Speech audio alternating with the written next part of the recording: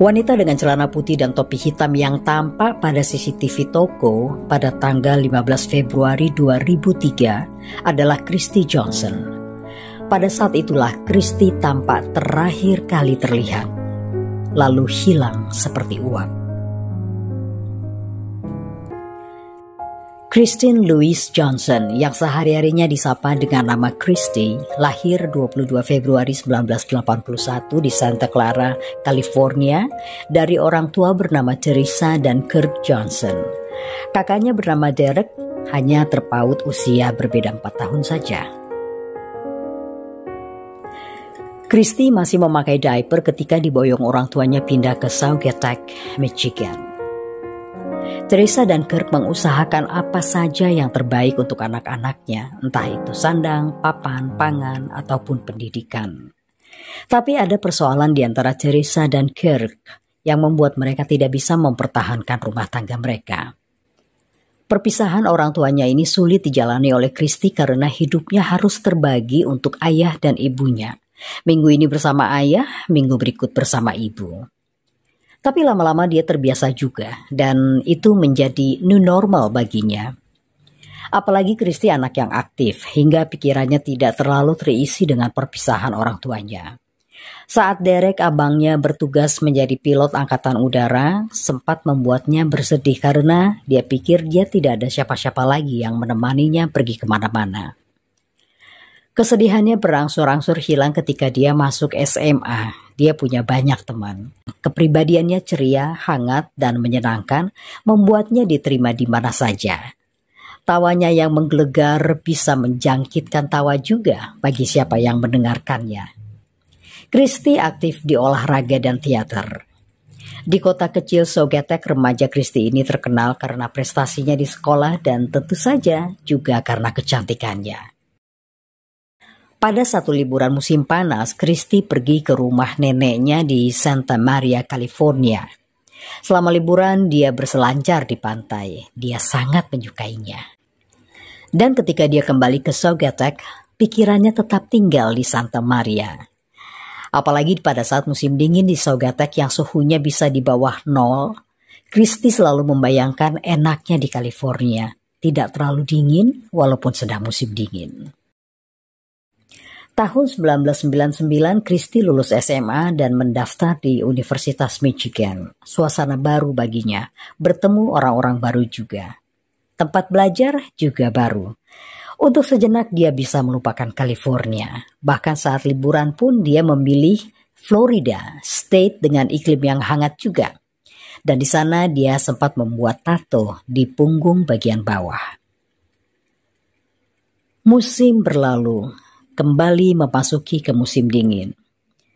Christy kembali berpikir Saugatuck itu bukan tempat yang ideal baginya. Kehangatan California kembali merasuki jiwanya.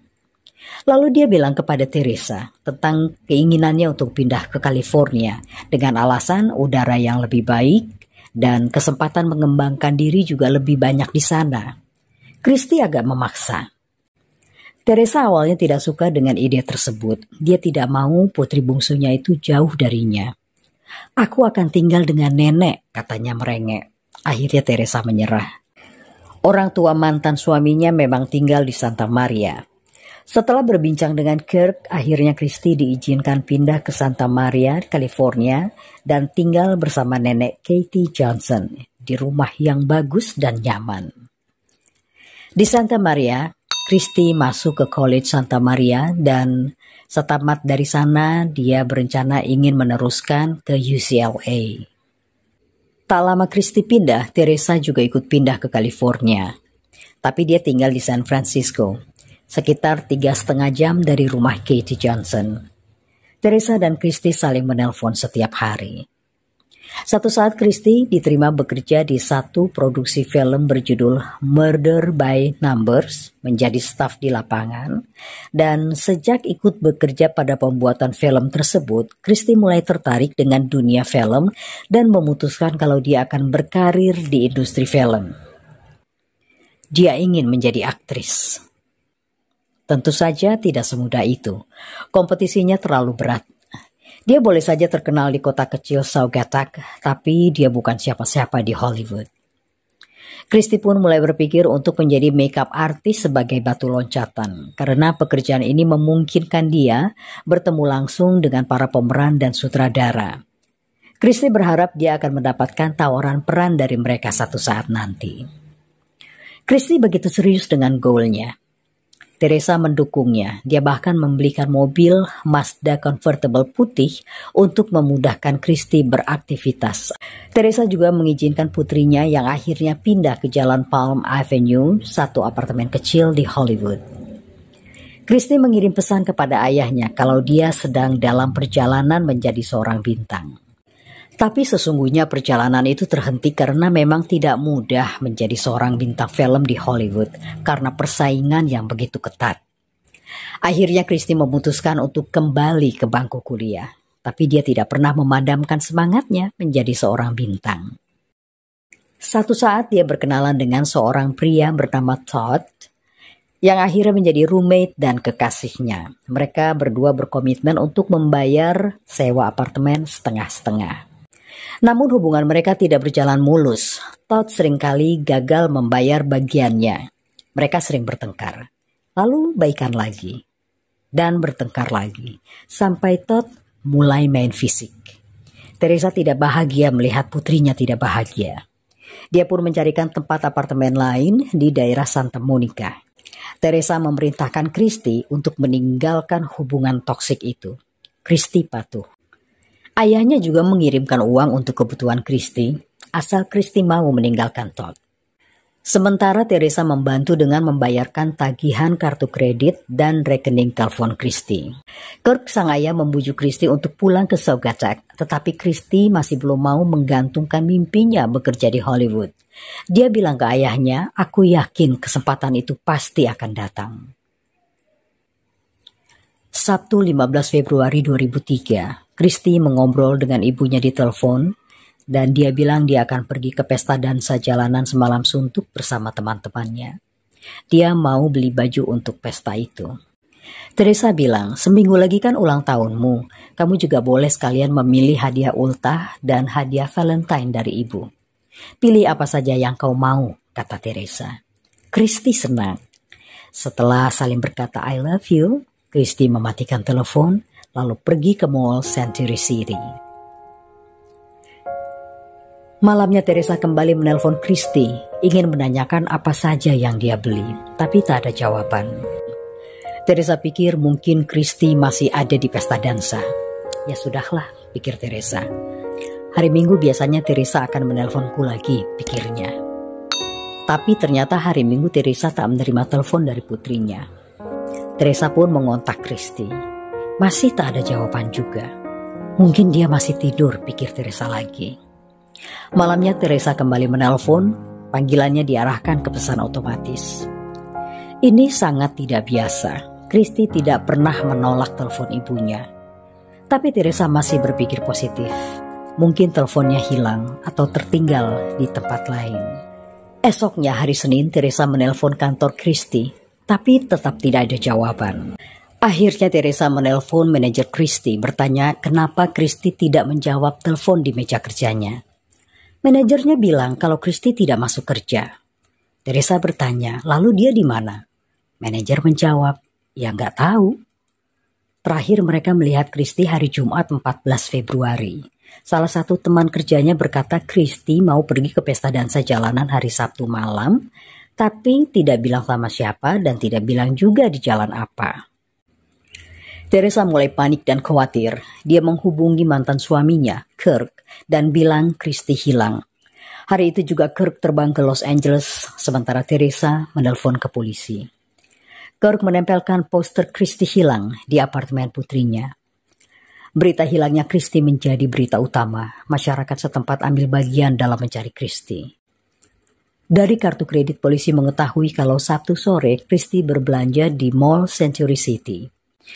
Christy membeli sejumlah barang diantaranya sepatu hak tinggi, rok mini hitam, dan kemeja pria lengan panjang berwarna putih.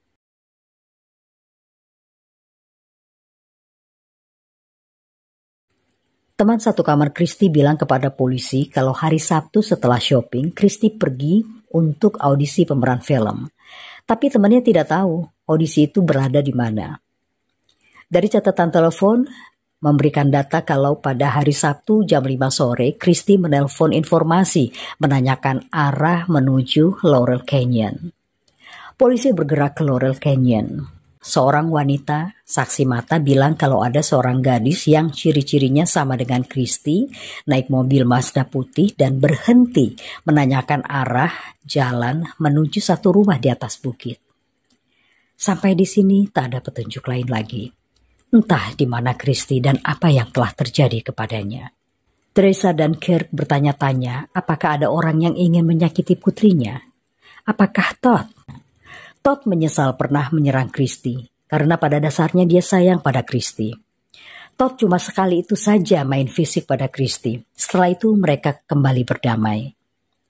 Todd juga bilang kalau pada hari hilangnya Christy, Todd tidak ada di kota itu, dia sedang keluar kota. Alibinya dibenarkan oleh beberapa orang.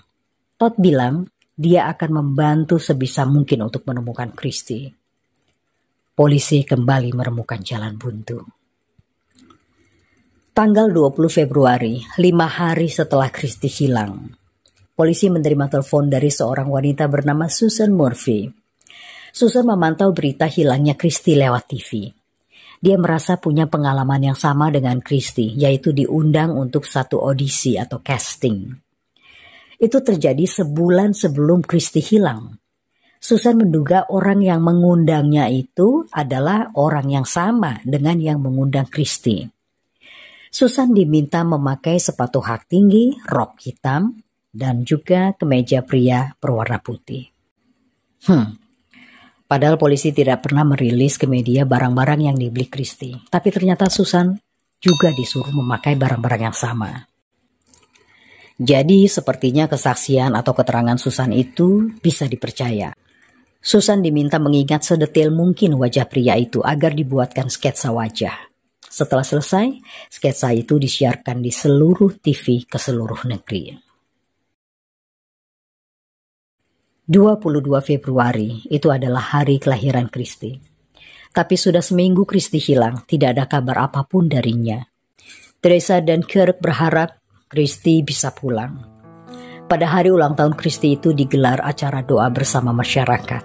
Acara ini digelar di 2 state, di kota Saugerties, Michigan, dan Los Angeles, California. I can't find peace in my life without you. 9 hari setelah Christy hilang, tanggal 24 Februari, mobil Christy ditemukan di parkiran valet di satu hotel. Penemuan ini melegakan sekaligus menakutkan bagi orang tua Christy. Apakah mereka akan menemukan jasad Christy di bagasi mobilnya? But no, mobil bersih.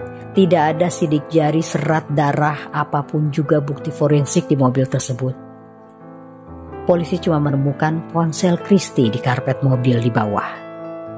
Petugas valet bilang kepada polisi kalau seorang pria membawa mobil itu tanggal 16 Februari, 1 hari setelah Christy hilang. Setelah sketsa wajah pelaku beredar, Elizabeth Bazzini datang ke kantor polisi.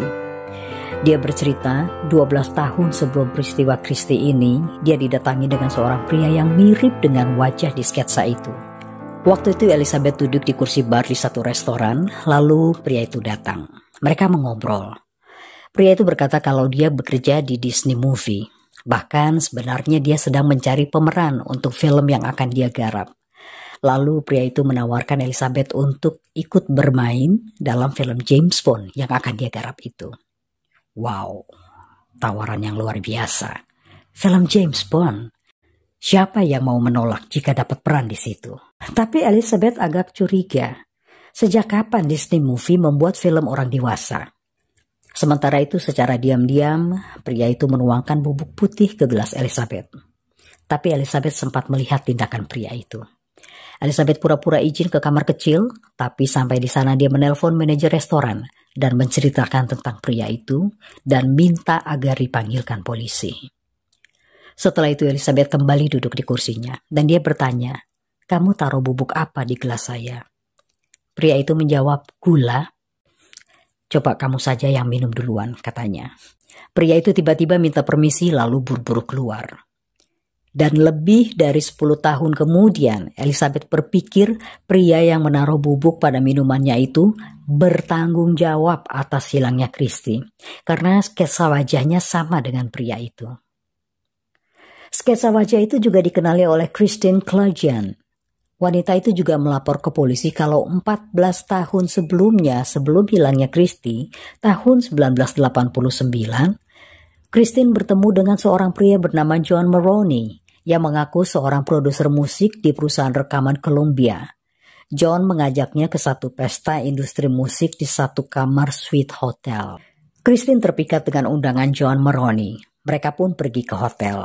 Ketika menuju kamar suite, Christine memperhatikan di lorong hotel itu tampak sepi, tidak ada tanda-tanda pesta. Kok sepi, kata Christine kepada pria itu.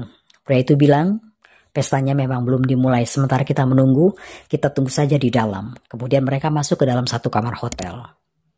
Di sana, wanita itu sadar kalau dia sedang dalam bahaya.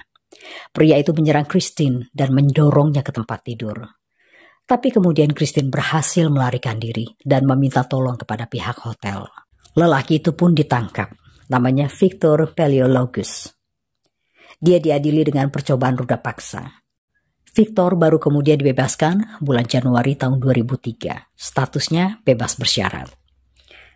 Seorang petugas bebas bersyarat yang tugasnya memantau Victor bilang kepada polisi kalau sketsa wajah tersangka itu mirip sekali dengan Victor.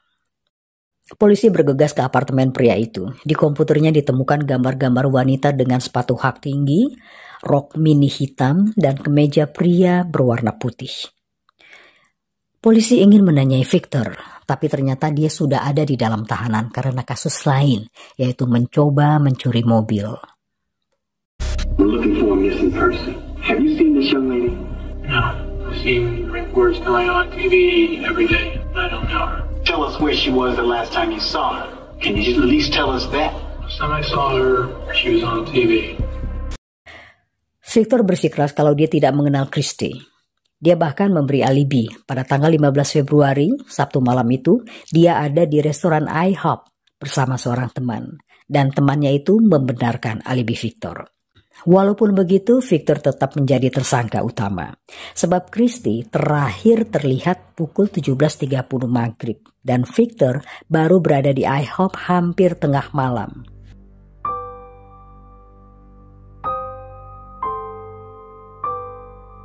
Sekelompok pendaki menemukan sesosok jasad di Bukit Hollywood. Jasad seorang wanita muda, tangannya diikat di belakang. Dia memakai kemeja putih. Di punggung bagian bawah ada tato. Daun telinga kirinya sudah hilang. Daerah pinggul sudah banyak yang memar. Sepatunya lecet menandakan wanita muda itu diseret di aspal. Kakinya juga lecet. Tangan dan pergelangan kaki diikat dengan tali sepatu. Saat investigator menyingkapkan sweatshirt yang menutupi wajah mayat itu, tampak ribuan belatung menggerogoti wajah yang sudah tidak bisa dikenali lagi karena sudah membusuk. Mayat itu masih memakai stocking. Dari catatan gigi terungkap mayat yang sudah membusuk itu adalah Christy Johnson. Polisi harus menyampaikan berita yang menghancurkan hati ini kepada Teresa dan Kurt Johnson. Kini polisi berkewajiban membawa pembunuhnya untuk diadili. Tapi walaupun jasad sudah ditemukan, bagaimana polisi bisa membangun kasus tanpa bukti forensik dan tanpa saksi mata? Jaksa penuntut bilang bisa saja dengan bukti sirkumstansial atau bukti-bukti tidak langsung dan hasil dari identifikasi 3 saksi, yaitu Susan, Elizabeth, dan Christine. Persidangan dimulai 3 tahun kemudian, tanggal 13 Juli 2006. Sejarah buruk Victor sebagai predator tersorot dalam sidang. 7 wanita yang hampir menjadi korban bersaksi memberatkan Victor. Mereka semua didatangi Victor di Mall Century City. Modusnya sama, menawarkan audisi menjadi pemeran film. Katie DiBuono, salah satunya. Dia bersaksi diajak bermain film James Bond produksi Disney. Katie sempat meminta kartu nama Victor pada waktu itu, yang mengaku bernama Brian sesuai dengan yang tertulis di dalam kartu nama. Tapi saat manajer Katie menghubungi nomor di kartu nama itu dan mencari Brian, Brian bilang, "Saya Brian, tapi saya tidak pernah bertemu dengan klien Anda di mall atau dimanapun. Dan saya tidak pernah menawarkan peran apapun juga. Dan saya juga tidak sedang membuat film James Bond." Lalu dia menyarankan untuk tidak datang ke tempat casting yang ditawarkan. Heather Maher juga ikut bersaksi karena pada tahun 1998 dia hampir menjadi korban ruda paksa Victor. Victor berhasil dihukum lalu dibebaskan dengan bersyarat pada tanggal 20 Januari 2003, kurang dari sebulan sebelum Christie hilang. Dan baru 4 hari bebas bersyarat, Victor mengincar Susan Murphy. Dalam kesaksiannya, Susan Murphy berkata dia didatangi Victor di Mall Century City dan dia bilang dia adalah sutradara fotografi yang mencari pemain untuk film James Bond. Susan pun ditawari untuk ikut casting. Tapi Susan cerdas. Dia menelpon asosiasi film dan bertanya apakah film James Bond terbaru akan diproduksi. Mereka jawab tidak.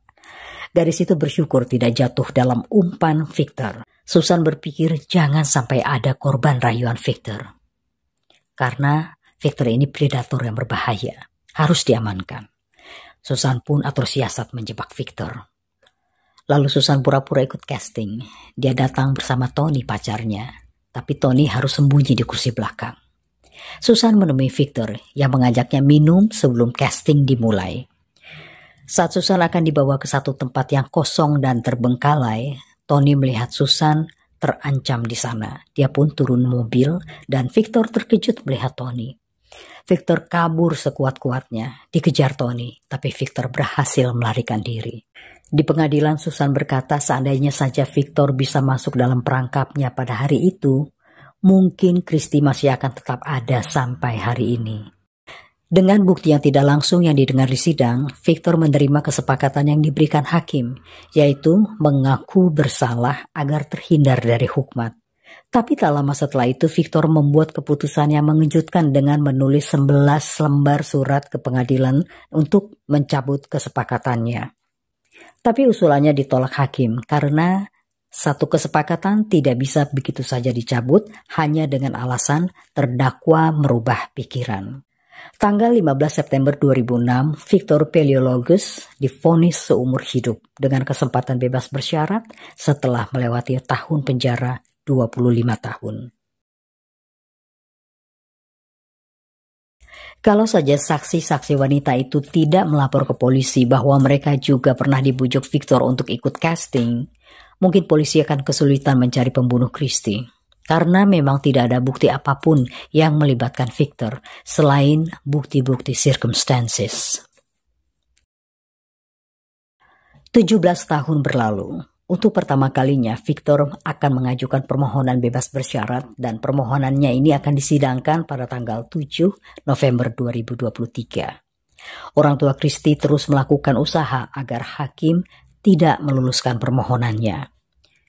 Semoga saja permohonannya ditolak. Kirk masih sulit menerima kalau putrinya sudah tiada. Setiap malam dia keluar rumah memandangi langit dan berkata, "Christie, ayah di sini. Ayah sayang kepadamu." Apa yang terjadi pada Christie memang sangat mengerikan. Gadis-gadis muda begitu rapuh untuk dijadikan objek pemuas nafsu di kalangan industri film di Hollywood. Dan itu bukan rahasia lagi. Bahkan ada sederet bintang-bintang dengan nama besar pun harus mengorbankan harga dirinya demi mendapatkan peran. Untungnya mereka tidak sampai kehilangan nyawa. Kasihan Christie, gadis muda yang bermimpi menjadi bintang terkenal. Dia memang akhirnya terkenal. Semua media, baik cetak ataupun elektronik, memuat kisahnya sebagai berita utama. Tapi bukan terkenal karena menjadi seorang bintang, namun terkenal karena menjadi korban kriminalitas penjahat kelamin. Tenanglah jiwamu dan rohmu di alam sana, Christie. Kiranya kita semua bisa mengambil hikmah dari setiap peristiwa yang terjadi di channel ini. Baiklah teman, terima kasih sudah tune in sampai selesai. Ayo bantu terus channel ini agar makin berkembang dan share, like, komen, dan subscribe bagi yang belum ya. Jangan lupa nyalakan loncengnya.